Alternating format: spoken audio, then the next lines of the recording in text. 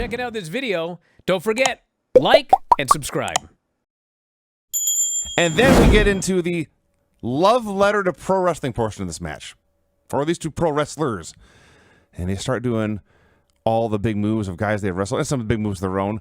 It started, AJ hit an Ushi-Goroshi, which Michael Cole correctly identified. Yes, he did, except he called it an Oshi-Goroshi. Well, close enough. He did shout out my buddy Morrow, he says. Wow. And he also credited Graves for teaching him how to pronounce it correctly. Except he didn't. Well, close. He didn't. Cena has a skull-crushing finale for 2. A tribute to The Miz. God. Maybe the last tribute to The Miz. AJ does a torture rack bomb. Also, he hits a Scorpion Death Drop. Yes. Which was an homage to, as Cole put it, one of Styles' great opponents. They did not mention Sting's name. Not just Sting's name. Also worth noting, AJ did not do the moonsault into the DDT. So perhaps that's another thing he's not going to try in 2025. Cena gets the STF. I think he could still do all of that stuff, but he's said in interviews, I don't want to look old. Right. And you could even see at the end of this match, he had to do the springboard 450. And man, he stood on that apron for a long time.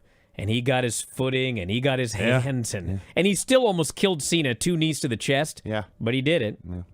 So Cena gets the accolade, which I had totally forgotten was Rusev's finisher, but this crowd didn't. They're chanting Rusev Day. Yeah, they're chanting the guy's gimmick from his previous run. Well, it's not the current one. At least they're chanting something. He still uses the accolade. Yeah. AJ goes the Coquina Clutch. The crowd is chanting for Joe. They did not mention Samoa Joe. The announcers did not plug. They did say Coquina Clutch, though. Yes. Cena gets the Walls of Jericho. And they mentioned Jericho by name, I don't know, 3 or 4 times? Yes. AJ gets a Styles Clash for 2. And then I think the biggest pop, maybe in the entire history of Australia, Cena blocks a phenomenal forearm and grabs AJ for the Sister Abigail. Yeah. Place goes apeshit. Just apeshit. And he hits the move, and AJ kicks out, and they're down on the mat, and the fans all bust out the fireflies and the cell phones, and they're singing about having the whole world in his hands. Cena was genuinely touched by that. That meant a lot to him. I gotta say that this John Cena has been trying all these moves he's never done before. And they look great! Yeah, like, he pulled off that fucking Sister Abigail great. And he did a tombstone and pulled it off great. The only moves he has trouble with are, like, really athletic moves. Like the springboard stun. Remember, he'd fuck that up in every match. It always looked horrible, but he kept doing it. Everything that he tried in this match looked good. Yeah. So AJ busts out Chris Daniels' Angel's Wings. Yeah. Which they called. John tried a pedigree. AJ turned it into, it's either Hangman Page's Deadeye or Frankie Kazarian's Fade to Black. Either way, they didn't identify that one at all. But they did identify when Cena hit Orton's draping DDT and slithered around and heard voices, hit an RKO for 2, even went for the punt. I have to say that this was a great callback because in the last match, the fans chanted for the RKO. He tried it and got countered. This time he tried it and hit it. So that means in his next match... Oh, no. Yes. He needs to hit the 619. Oh, we got that. He did the Undertaker that one spot. got countered. He did the Undertaker spot, got a chokeslam for 2.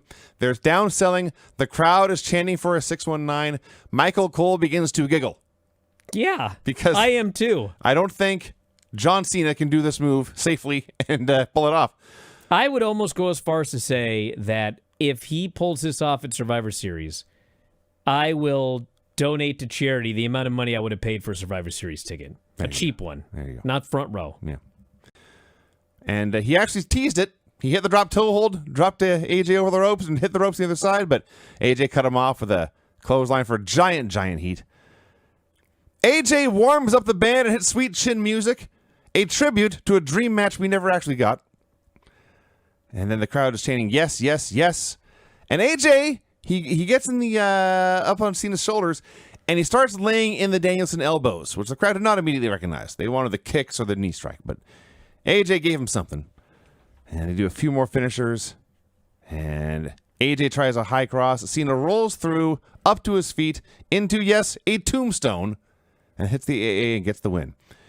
First half was your very formulaic WWE hit a big move and lie there stuff. More of that to come. But then it became an open love letter to pro wrestling, the likes of which you will rarely see. Actually, it was very much like his last match, for being honest.